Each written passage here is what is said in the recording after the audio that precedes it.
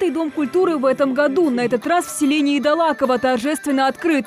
Первый ДК за всю историю села стал самым приятным и долгожданным новогодним подарком для жителей, особенно для самых маленьких.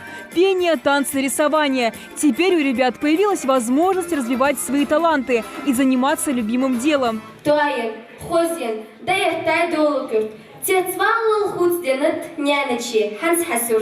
ДК только открыли, а в кружке ИЗО уже кипит жизнь. Камила Батыжева уже 2 года занимается бисероплетением в школьном кружке. В школе у нас был очень маленький кабинет, там было трудно сидеть, работать неудобно.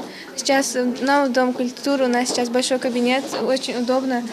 Мы очень рады, что открыли этот дом. Картина нарисована масляными красками на холсте. Здесь нарисована ферма.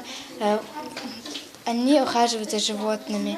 Вышивание крестиком, вязание крючком, поделки из бумаги. Здесь собрались опытные рукодельницы. Впрочем, и новичку в кружке рады. Еще одна гордость ДК – большая библиотека, в которой собрана научная литература, детская и, конечно же, классика. От Пушкина до Шопенгауэра. Здесь найдет книгу на свой вкус даже самый избирательный читатель. Раньше у нас библиотека была в частном помещении. Очень в аварийном состоянии это помещение было, непригодное для работы с читателями. Сейчас библиотека переехала в уютный просторный кабинет нового Дома культуры в сельском поселении Далаково. Как вы видите, фонд у нас очень хороший, более 7000 книг.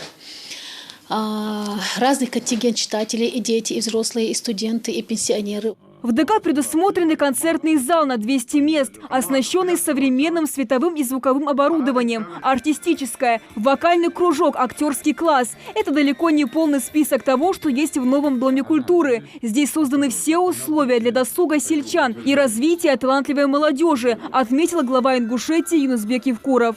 Дом культуры, мы открываем его, наверное, в этом году уже 5-й. Еще 3 дома культуры. В этом году всего 8 домов культуры открываем наше село. На днях открывали первый в республике так называемый кванториум. По советскому прошлому это называется как кружок юного техника, юного изобретателя. И дети, посещая вот такие площадки, такие кружки, они, первое, заняты делом. Второе, они учатся рукоделию, какому-то мастерству, которое в жизни потом пригодится. И третье, они учатся выбрать себе профессию. Я подробно об этом говорю только для того, чтобы здесь были созданы кружки.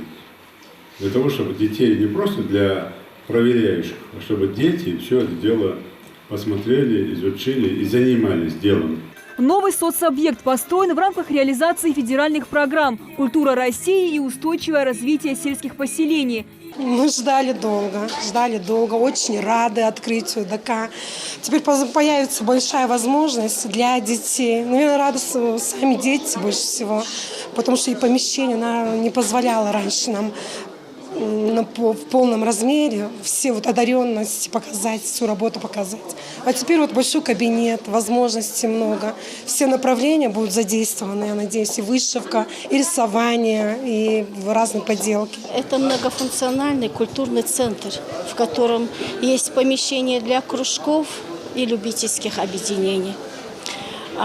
Просторный зал, в котором будут проходить не только концерты и мероприятия, но и сходы граждан, встречи с руководителями всех уровней, с жителями села. Таким образом, Дом культуры – это центр притяжения, вне зависимости от возраста, где каждый найдет возможность для отдыха и занятия творчеством.